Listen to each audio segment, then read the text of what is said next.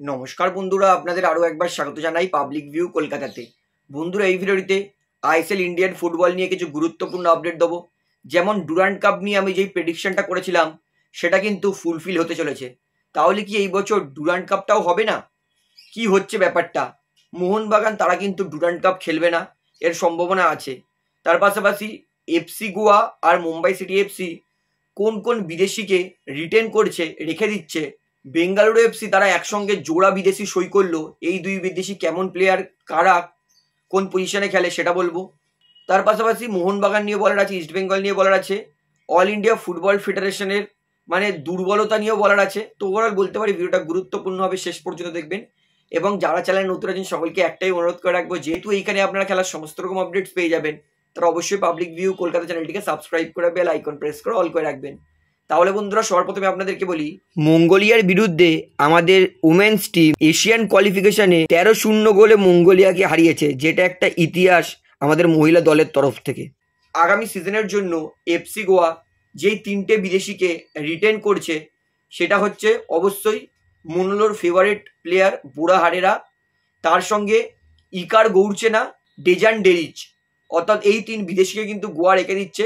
বাদ বাকি তিন বিদেশি, এর মধ্যে কিন্তু কার্ল ম্যাকিউ আছে, তাকেও রিলিজ করে দিতে পারে। এবং যতদূর জানা গেছে যে কার্ল ম্যাকিউ তাকে চেন্নাইন এফসি নিতে পারে, অর্থাৎ কার্ল ম্যাকিউর ব্যাপারটা কিন্তু 50-50। গোয়া যদি রেখে দেয় তাহলে গোয়াতে থাকবে, নয়তো কিন্তু কার্ল ম্যাকিউ চেন্নাইন এফসিতে যেতে পারবে। এটা হচ্ছে গোয়ার এবং চেন্নাইয়ের আপডেটটা। এবারে বলি মুম্বাই সিটি এফসি, তারা আপকামিং সিজনের জন্য ভালো দল গঠন করার চেষ্টা করেছিল এবং বড় বড় প্লেয়ারকেই আনবে চেষ্টা করেছিল, কিন্তু বর্তমানে আইএসএলই হবে কি হবে না তার কোনো ঠিক নেই। সেই জন্য ম্যানেজমেন্ট ঠিক করেছে যে এর পরের সিজনে যদি দেখা যাবে, কিন্তু এই সিজনে যেহেতু আইএসএল হবে কিনা জানে না, তাই যারা ছিল তাদের মধ্যে থেকে তিনটে বিদেশিকেই রিটেন করছে। একটা হচ্ছে তিরি, আইএসএল এর ফুটবল হিস্ট্রিতে সব থেকে বেস্ট সেন্টার ব্যাক, জন টোরাল আর জর্জে অর্টিজ মেন্ডোজা। অর্থাৎ আমরা যেটা ভেবেছিলাম যে সিটি ফুটবল গ্রুপ থেকে ফুটবলার নিয়ে আসবে, সেটা কিন্তু যেহেতু আইএসএল হচ্ছে না, তাই কি করবে মুম্বাই, বাধ্য হয়ে পুরনো দল থেকেই কিন্তু প্লেয়ার রিটেন করতে হচ্ছে। তো এটা মুম্বাইয়ের জন্য কিন্তু সামান্য হলেও ব্যাড নিউজ। যেটা এক্সপেকটেশন ছিল সেটা মুম্বাইয়ের জন্য কিন্তু হচ্ছে না, শুধুমাত্র আইএসএল এর ইনসিকিউরিটিসের জন্য। বন্ধুরা, এইবারে তার পরের আপডেট যেটা হচ্ছে, বেঙ্গালুরু এফসি তারা কিন্তু সই করছে এক দুর্দান্ত মজবুত সেন্টার ব্যাক সালাউদ্দিন ভাই। এই মোরক্কন 30 বছরের সেন্টার ব্যাক যথেষ্ট ভালো, 6 ফুট 2 ইঞ্চি উচ্চতা আছে। এবং লাস্ট সিজনে বেঙ্গালুরু এফসি যেটার জন্য ভুগেছিল সেটা হচ্ছে বিদেশি সেন্টার ব্যাক। মোরক্কোর এই সেন্টার ব্যাক সালাউদ্দিন ভাই, আমি কিন্তু শিওর বেঙ্গালুরু এফসির জন্য ভালো ডিফেন্স করবে এবং বেঙ্গালুরুর ডিফেন্স কিন্তু মজবুত করবে। প্লেয়ারটার মার্কেট ভ্যালু 1,60,00,000 টাকা। আমরা জানি মোরক্কন প্লেয়ারের কিন্তু দাম অত বাড়ে না, তাই আমি বলবো বেঙ্গালুরু এফসি কিন্তু কম দামের মধ্যে ভালো মানের সেন্টার ব্যাক নিয়ে এসেছে। তো আই হোপ বেঙ্গালুরুর জন্য ভালো ডিফেন্স করবে। বেঙ্গালুরু এফসি আরও এক বিদেশিকে সই করেছে, এটা হচ্ছে আর্জেন্টিনার মিডফিল্ডার বেরিয়ান স্যাঞ্চেস। 32 বছরের এই অ্যাটাকিং মিডফিল্ডার, যার কিন্তু লাস্ট সিজন আর্জেন্টিনা লিগে অত ভালো যায়নি। 14টা ম্যাচে মাত্র 2টো অ্যাসিস্ট করতে পেরেছেন তিনি, কোনো গোল করতে পারেনি। তবে আমরা সবাই জানি বিদেশের ফুটবলে যেই বিদেশিগুলো চলে না, তারা ভারতীয় ফুটবলে চলে, কারণ ভারতীয় ফুটবলের মান অনেকটাই নিম্ন। তো দেখুন, প্লেয়ারটা নিজের লিগে খারাপ খেললেও ভারতে ভালো খেলবেই, কারণ ভারতে ফুটবলারই ভালো নেই। তো যাই হোক, আশা করি আর্জেন্টিনার এই প্লেয়ার বারিন স্যাঞ্চেস, তিনি বেঙ্গালুরু এফসির জন্য ভালো খেলবেন, একাধিক গোলের চান্স ক্রিয়েট করবেন। বয়স 32, মার্কেট ভ্যালু 80 লক্ষ, উচ্চতা 5 ফুট 9 ইঞ্চি। তো আশা করি ইনি বেঙ্গালুরু এফসির জন্য ভালো খেলবেন। তাহলে বন্ধুরা, এইবারে তার পরের আপডেট দিয়ে এটা হচ্ছে, যেইটা আমি কালকে তার আগের দিনই বলেছিলাম আইএসএল হবে কি হবে না, যেটা এখন শিওর নয়, তাই জন্য হয়তো ডুরান্ড কাপ, ফেড কাপেও একাধিক আইএসএল ক্লাব খেলবে না।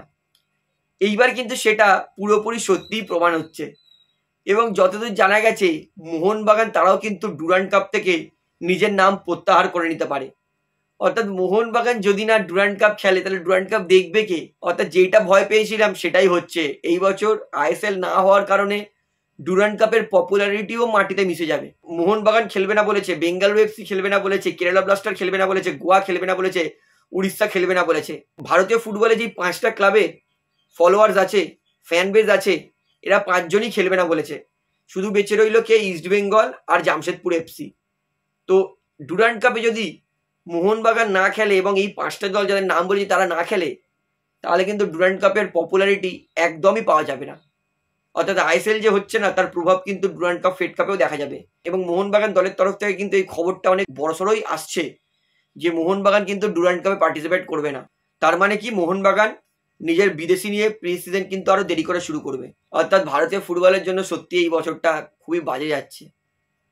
তো যাই হোক, মোহনবাগান যে ডুরান্ড কাপ খেলবে না সেটা আমি কালকে তার আগের দিনই প্রেডিক্ট করেছিলাম। তো গতকালই এই নিউজটা কনফার্মেশন এসেছে। তো মোহনবাগান ডুরান্ড কাপ না খেললে আপনারা কি দেখবেন? এবং মোহনবাগান যে ডুরান্ড কাপ খেলছে না সেটা আপনাদের বন্ধুদের কাছে ভিডিওটা শেয়ার করে জানান। তাহলে বন্ধুরা এবারে বলি, মুম্বাই সিটি এফসির কিন্তু বিদেশি হেড কোচ আরও এক সিজন পিটার ক্র্যাটকিই থাকছে। তাহলে বন্ধুরা এবারে বলবো এআইএফএফ নিয়ে। অল ইন্ডিয়া ফুটবল ফেডারেশনের সত্যি বলছি মেরুদণ্ডতে জোর নেই। কারণ মনোলো যে 2 মাস আগে থেকে বলছে ভারতের কোচিং করাবো না, তা সত্ত্বেও এখনো মনোলোকে রিলিজ পর্যন্ত করেনি। এবং যতদূর জানা গেছে যে জুলাই মাসে হয়তো মনোলোকে বের করবে কিনা, তার মিটিং করবে। ভাই এটাই তো সময়, মনোলোকে বার করে নতুন কোচের জন্য অ্যাপ্লিকেশন চা। যারা অ্যাপ্লিকেশন দেবে তাদের মধ্যে যেটা ভালো কোচ নে, সঞ্জয় সেনকে নে, খালিদ জামিলকে নে। মানে একটা প্রসেসের জন্য এত টাইম লাগছে, মানে একটা এমআর-এর জন্য এতদিন টাইম লাগছে, একটা মানে আই লিগ চ্যাম্পিয়ন কে হবে সেটার জন্য এত টাইম লাগছে, আনোয়ারের কেসটা কি হলো সেটার জন্য এত টাইম লাগছে। মানে এআইএফএফ এর মানে শিরদাঁড়ায় জোরই নেই, একটা কোনো সিদ্ধান্ত নিতে পারে না সঠিকভাবে। মনোলো যে ছাড়তে চাইছে তাকে এখনো অবধি মানে ছাড়িনি, তাকে এখনো রেখে দেবে কিনা সেই জন্য মিটিং হচ্ছে। ভাই একটা কোচ ছাড়তে চাইছে, আমাদের কি বিশ্বে কোচের এত অভাব পড়েছে যে একটা মনোলো এসে কি করবে? একটা মনোলো এসে দেখলাম তো কি করলো, দলটাকে মানে খারাপ দিকে ছিল ধ্বংসের দিকে ঠেলে দিয়েছে। তাকে রিলিজ করবে কিনা তার জন্য মিটিং হবে। ডিসগাস্টিং। আমি মনে করি যারা সত্যি এআইএফএফ এর উচ্চপদস্থ জায়গায় বসে আছে তারা মনে হয় ওই জায়গাটার যোগ্যই নয়। আমি মনে করি ওর থেকে হয়তো আমি হলে অনেক কুইক এবং দেশের জন্য ভালো ডিসিশন নিতে পারতাম। মাঝে মাঝে নিজেকে মনে হয় যে ভাই আমি ওই জায়গায় কেন থাকলাম না। ডিসগাস্টিং। এবারে বলি, all India football federation / Indian super league / I league এরা কিন্তু বিদেশি প্লেয়ারদের খেলানোর জন্য এনওসি পেয়ে গেছে। মানে যেটা প্রত্যেক বছরই হয়, মানে বিদেশিরা আইএসএল ভারতীয় ক্লাবের হয়ে খেলতে পারবে সেই পারমিশন। এটা আবার ভেবে বসবেন না যে আপনার ওএসি ওসিআই প্লেয়ার পিআইএস প্লেয়ারদের পারমিশন না, এটা হচ্ছে ক্লাবে যে বিদেশি প্লেয়াররা খেলবে তার পারমিশন দিয়ে দিয়েছে, যেটা প্রতি বছরই দেয় মিনিস্টার অফ এক্সটার্নাল অ্যাফেয়ার্স। তো সেটাই দিয়েছে। তাহলে বন্ধুরা ভিডিওটা এখানে শেষ করছি, আশা করি ভালো লাগলো। তো আর কিছু বলার নেই। তো ভিডিওটি ভালো লাগলে অবশ্যই লাইক করুন, কমেন্ট করুন, শেয়ার করুন এবং চ্যানেলে নতুন আছেন সকলকে একটাই অনুরোধ করে রাখবো, যেহেতু এখানে আপনার খেলার সমস্ত রকম আপডেটস পেয়ে যাবেন, তারা অবশ্যই পাবলিক ভিউ কলকাতা চ্যানেলটিকে সাবস্ক্রাইব করে বেল আইকন প্রেস করে অল করে রাখবেন। ধন্যবাদ।